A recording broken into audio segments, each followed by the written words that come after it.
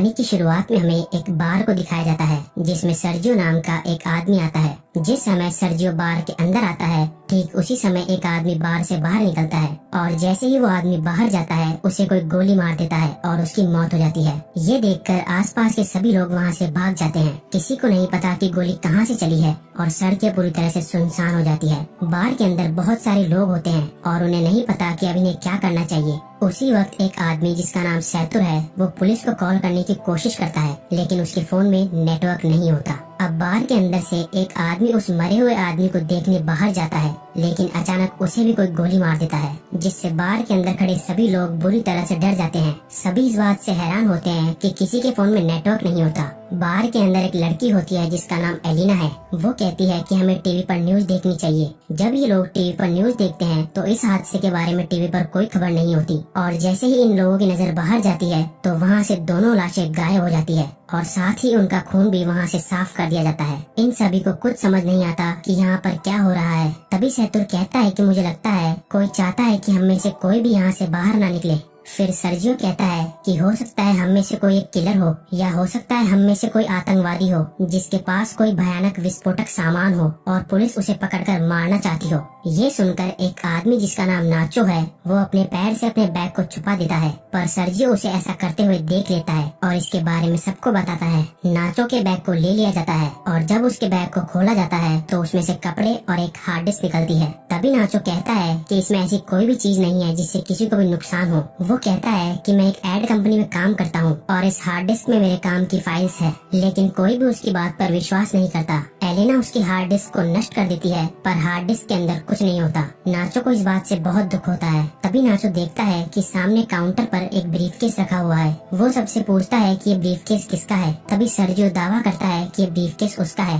और इससे पहले कि सर्जियो ब्रीफकेस उठाता इस बार की ओनर एम्पारो ब्रीफकेस उठा लेती है। सर्जियो एम्पारो को ब्रीफकेस खोलने से मना करता है लेकिन तभी एक आदमी जिसका नाम इजराइल है वो उस ब्रीफकेस को खोल देता है और ब्रीफकेस के अंदर औरतों के कुछ कपड़े निकलते हैं। जिससे पहले कि कोई कुछ समझ पाता उसी वक्त इन्हें बाथरूम से एक अजीब सी आवाज आती है। जब ये लोग वॉशरूम का दरवाजा खोलने की कोशिश करते हैं तो दरवाजा अंदर से लॉक्ड होता है। ये लोग किसी न किसी तरह से दरवाजे को खोलकर बाथरूम के अंदर जाते हैं और देखते हैं कि वहाँ पर एक मोटा सा आदमी लेटा हुआ है जो कि बेहोश है। दरअसल इस कहानी की शुरुआत में ये आदमी खांसते खांसते इस वॉशरूम के अंदर आया था और तब से ये यहीं पर बेहोश पड़ा है। इस आदमी के पास एक इंजेक्शन भी पड़ा होता है। एलिना उस इंजेक्शन को उठा लेती है और तभी इन लोगों को बाहर से गाड़ियों की आवाज आती है। जैसे ही ये लोग बार के गेट के पास जाते हैं तो ये देखते हैं कि वहाँ बहुत सारे आर्मी ऑफिसर्स आते हैं जिनके चेहरे पूरी तरह से ढके हुए होते हैं। आर्मी ऑफिसर्स वहाँ पर बहुत सारे टायर्स का ढेर करते हैं और उन टायर्स को जलाकर वहाँ से चले जाते हैं। हालांकि सभी को लग रहा था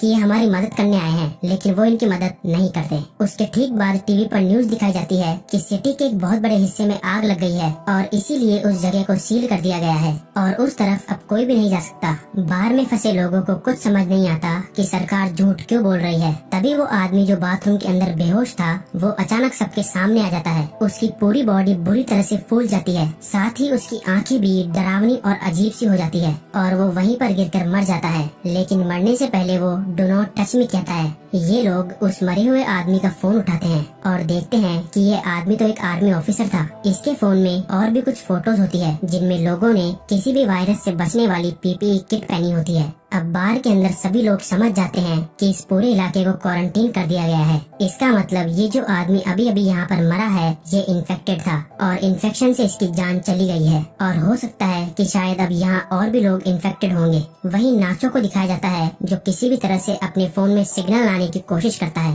और जब वो एक टेबल पर चढ़कर अपने फोन को ऊपर करता है तो उसके मोबाइल में नेटवर्क आ जाता है। वो ये बात सबको बताता है। तभी नाचो को कहा जाता है कि तुम जल्दी से किसी भी मीडिया वाले को कॉल करके उसे सब कुछ बता दो। लेकिन तभी सैतुर भी फोन पर बात करने के लिए टेबल पर चढ़ जाता है जिस वजह से टेबल टूट जाती है। फिर एक आदमी जिसका नाम एंड्रेस है वो नाचो से फोन मांगता है लेकिन तभी एम्पारो उसे रोक देती है और कहती है कि इस फोन को मत छूना क्योंकि ये फोन उस इन्फेक्टेड आदमी का था और अगर तुमने इस मोबाइल को छू लिया तो तुम भी इन्फेक्टेड हो जाओगे। सर्जियो और एंड्रेस इस बात से सहमत हो जाते हैं। अब इसका मतलब नाचो और जिस किसी ने भी इस मोबाइल को या उस आदमी को छू लिया है वो सब के सब इन्फेक्टेड है और ऐसा करने वाले इनमें से 5 लोग हैं। एंड्रेस उन्हें अपनी बंदूक से धमकाता है और इनसे कहा जाता है कि उस आदमी की डेड बॉडी को नीचे तहखाने में बने स्टोर रूम में लेकर जाओ। इन सब लोगों को मजबूरन उनकी बात माननी पड़ती है और ये सभी 5 लोग डेड बॉडी को लेकर नीचे तहखाने में चले जाते हैं। अब ऊपर बस 3 लोग बचे हुए हैं। थोड़ी देर बाद एक ट्रेनी नाम की औरत को वहाँ पर सफोकेशन होना शुरू हो जाता है। ट्रेनी सबको तहखाने का दरवाजा खोलने के लिए कहती है, लेकिन कोई उसकी बात नहीं सुनता। जैसे ही ट्रेनी दरवाजा खोलने जाती है तो वहाँ पर रखी हुई कुछ बॉटल्स गिर जाती है। उनका लिक्विड एक साइड बहना शुरू हो जाता है और तभी इनकी नजर वहाँ पर बने एक ड्रेनेज पर पड़ती है। इसका मतलब ये लोग वहाँ से पानी के रास्ते से होते हुए वहाँ से बाहर निकल सकते हैं। फिर इजराइल उस ढक्कन को खोल देता है और वो ड्रेनेज के अंदर से होकर यहाँ से बाहर निकलने का फैसला करता है। इसलिए वो अपने पूरे शरीर पर ऑयल लगाता है और उस ड्रेनेज से नीचे जाने की कोशिश करता है, लेकिन ड्रेनेज का छेद ज्यादा बड़ा नहीं होता, इसलिए वो नीचे नहीं जा पाता। और तभी अचानक इन सभी लोगों को गोलियां चलने की आवाज आती है। आवाज सुनकर ये सभी लोग घबरा जाते हैं। फिर इन्हें ऊपर बार में धुआं दिखाई देती है, जिसे देखकर ये लोग समझ जाते हैं कि ऊपर जो 3 लोग थे उन्हें किसी ने मारकर पूरे बार को आग लगा दी है। वहीं दूसरी तरफ इजराइल अभी भी बुरी तरह से ड्रेनेज में फंसा हुआ है। अब वो लोग सबसे पहले इजराइल को ड्रेनेज से बाहर निकालते हैं। कुछ घंटों बाद आग पूरी तरह से बुझ जाती है और वो लोग ऊपर बार में आने का फैसला करते हैं। ऊपर बार में आने के बाद वो देखते हैं कि बार पूरी तरह से जलकर राख हो चुका है। नाचो को वहाँ गन मिल जाती है, जिसे वो चुपचाप उठा लेता है। तभी ये लोग देखते हैं कि कुछ लोग बाहर से इस जगह को पूरी तरह से सील कर रहे होते हैं। ये बड़ी ही खामोशी से सब कुछ देखते रहते हैं, क्योंकि अगर किसी को भी भनक लग गई कि अंदर अभी भी 5 लोग जिंदा है तो इन सब को भी मार दिया जाएगा। और तभी यहाँ मोबाइल बजना शुरू हो जाता है और ये उसी मोटे आदमी का मोबाइल होता है जिसकी अभी थोड़ी देर पहले इन्फेक्शन के कारण मौत हुई थी। एलेना उसका फोन उठा लेती है और उसकी व्हाट्सएप चैट्स पढ़ना शुरू कर देती है, जिसमें एक आदमी इस मोटे आदमी से पूछता है, क्या वैक्सीन लेने के बाद तुम्हारी तबीयत में सुधार है? इस आदमी ने जवाब दिया होता है कि नहीं, मेरी तबीयत बहुत खराब है और मैं किसी बार के वॉशरूम में छुपा हुआ हूँ, तुम मेरे पास आने की कोशिश मत करना। अब एलिना इसकी पुरानी चैट्स पढ़ती है, जिसमें इस मरे हुए आदमी ने लिखा होता है कि मेरे पास अभी 4 और बची है। ये लोग समझ जाते हैं कि इसके पास जो इंजेक्शन है वही इस वायरस की वैक्सीन है। ये पढ़कर सब लोग खुश हो जाते हैं कि ये वैक्सीन काम कर सकती है, लेकिन फिर भी उनके मन में एक डाउट आता है कि अगर इस आदमी ने वैक्सीन ली थी तो इसकी मृत्यु कैसे हो गई। अचानक इसके बाद वो फोन बजना शुरू हो जाता है, पर इससे पहले कि वो फोन उठा पाते उसकी बैटरी लो होने के कारण फोन स्विच ऑफ हो जाता है। अब ये किसी न किसी तरह से फोन को चार्ज करने की कोशिश करते हैं। वहीं एलिना कहती है कि इस आदमी ने चैट्स में कहा था कि इसके पास 4 और बची है, तो क्यों न हम उन 4 वैक्सीन को ढूंढे। फिर ये सब नीचे स्टोर रूम में उसकी लाश के पास जाते हैं, लेकिन इनको वहाँ पर कोई वैक्सीन नहीं मिलती। इसके बाद फिर ये वॉशरूम में जाते हैं, जहाँ पहले से ही इजराइल वैक्सीन के साथ बैठा होता है। इजराइल किसी एक से अपना बलिदान मांगता है, क्योंकि वो सब 5 है और वैक्सीन सिर्फ 4। इसलिए इजराइल सबसे पहले एक इंजेक्शन निकालकर अपने आप को इंजेक्ट कर लेता है। तभी नाचो उस पर अपनी बंदूक तान देता है, लेकिन इजराइल फिर भी वैक्सीन अपने शरीर में इंजेक्ट कर लेता है। जिसके बाद नाचो और इजराइल के बीच हाथापाई शुरू हो जाती है। इजराइल नाचो पर हावी हो जाता है और उसकी गन को छीन लेता है। इसी हाथापाई के दौरान वैक्सीन इजराइल के हाथ से छूटकर नीचे तहखाने में गिर जाती है। ट्रिनी तहखाने में जाकर वैक्सीन को उठा लेती है, लेकिन तभी गलती से उसके हाथ से वैक्सीन छूट जाती है और नीचे नाले में गिर जाती है। अब ये बेचारे सोच रहे होते हैं कि वैक्सीन को नाले में से कैसे निकाला जाए। इन सब में से एलिना सबसे पतली होती है, इसलिए ये लोग उससे पूछते हैं कि क्या तुम अंदर जाकर उन वैक्सीन को ला सकती हो। पहले तो एलिना मना कर देती है, लेकिन फिर बाद में वो मान जाती है। जिसके बाद एलिना की बॉडी पर ऑयल लगाया जाता है और उसे उस छोटे से छेद के अंदर धकेला जाता है और बड़ी ही मशक्कत के बाद वो नीचे नाले में गिर जाती है। एलिना वैक्सीन ढूंढ लेती है और पानी से बाहर आ जाती है। तभी नाचो वैक्सीन को एक तार पर बांधकर ऊपर भेजने को कहता है, लेकिन एलिना साफ साफ मना कर देती है, क्योंकि वो जानती है ऊपर 3 लोग हैं और वैक्सीन भी सिर्फ 3 ही बची है।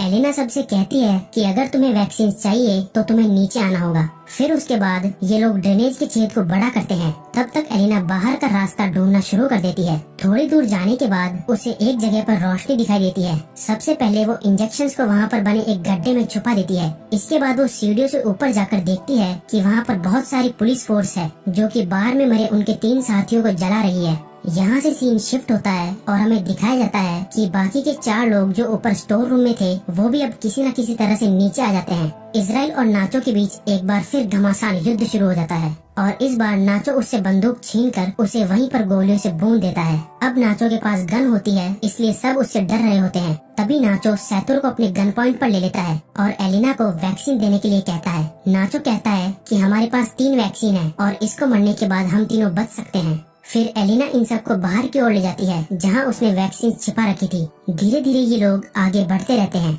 नाचो और एलिना आगे चलते हैं जबकि सैतुर और ट्रेनी इनके पीछे चलते हैं। तभी अचानक ट्रेनी सैतुर को पानी में डुबाकर मारने की कोशिश करती है ताकि सारी दिक्कत ही खत्म हो जाए, लेकिन नाचो ट्रेनी को ऐसा करने से रोक देता है। पर ट्रेनी नाचो से कहती है कि तुम मुझे मार दो ताकि तुम सब वैक्सीन बांट लो और तुम्हारी जान बच जाए। नाचो ट्रेनी पर बंदूक तान देता है लेकिन वो गोली नहीं चला पाता, जिसके बाद ट्रेनी नाचो से गन लेकर यहाँ से थोड़ी दूर जाकर अपने आप को मार देती है। अब सिर्फ 3 लोग बचे थे और इनके पास इंजेक्शन भी 3 ही थे, इसलिए सब एक एक इंजेक्शन ले लेते हैं। पर इससे पहले कि ये लोग अपनी बॉडी में इंजेक्शन लगाते, यहाँ पर इजराइल आ जाता है जो अभी भी जिंदा है। इजराइल सैतुर पर पीछे से हमला करके उसे जान से मार देता है। अब इजराइल को गुस्सा आ जाता है और वो नाचो और एलिना की जान के पीछे पड़ जाता है। तभी नाचो और एलिना को सामने सीढ़ियाँ दिखाई देती है। वो दोनों सीढ़ियों की ओर आगे बढ़ते हैं, पर तभी एलिना के पास जो इंजेक्शन होता है वो उसके हाथ से छूटकर नीचे गिर जाता है। अब क्योंकि इजराइल भी उनके साथ सीढ़ियों पर चढ़ रहा है इसलिए वो नीचे नहीं जा सकते। नाचो जल्दी से अपना इंजेक्शन एलिना को दे देता है। फिर इजराइल नाचो के पैर पकड़कर उसे नीचे खींच लेता है, जिससे दोनों के नीचे गिरकर मौत हो जाती है। एलिना के पास अब जो वैक्सीन बचा है वो उसे अपने शरीर में इंजेक्ट कर लेती है और ऊपर ड्रेनेज के ढक्कन को खोलकर बाहर निकल जाती है। बाहर निकलते ही उसे बहुत सारे लोग दिखाई देते हैं और सरकार ने आगे के इलाके को पूरी तरह से सील किया हुआ है। तभी एक औरत उसकी बॉडी पर अपनी जैकेट डाल देती है। एलिना को बिल्कुल भी होश नहीं होता और वो चुपचाप उस भीड़ में शामिल हो जाती है। अंत में इस कहानी में हमें ये पता चलता है कि वो मोटा आदमी जो बाहर के वॉशरूम में खांसता खांसता गया था वो एक आर्मी ऑफिसर था और हो सकता है शायद आर्मी किसी तरह का कोई बायोलॉजिकल वेपन बना रही हो ताकि वो अपने दुश्मन देशों पर इस वेपन से हमला कर सके। लेकिन इस दौरान इनका अपना एक ऑफिसर इन्फेक्टेड हो गया। हालांकि उनके पास इस इन्फेक्शन की वैक्सीन भी थी, लेकिन ये ऑफिसर बीमार था इसलिए वैक्सीन ने उसके ऊपर काम नहीं किया। और जब आर्मी को पता चलता है कि उनका वो ऑफिसर बाहर के अंदर है तो उन्होंने पूरे एरिया को सील कर दिया ताकि वहाँ से कोई भी बाहर न निकल पाए और उस वायरस को इसी जगह पर खत्म कर दिया जाए, चाहे इसके लिए उन्हें कुछ बेगुनाह लोगों को मारना ही क्यों न पड़े। थोड़े बहुत लोगों के चक्कर में वो पूरे देश को खतरे में नहीं डाल सकते थे, इसलिए उन्हें मजबूरन ये कदम उठाना पड़ा। तो तुम्हें क्या लगता है, ये कदम उठाना सही था?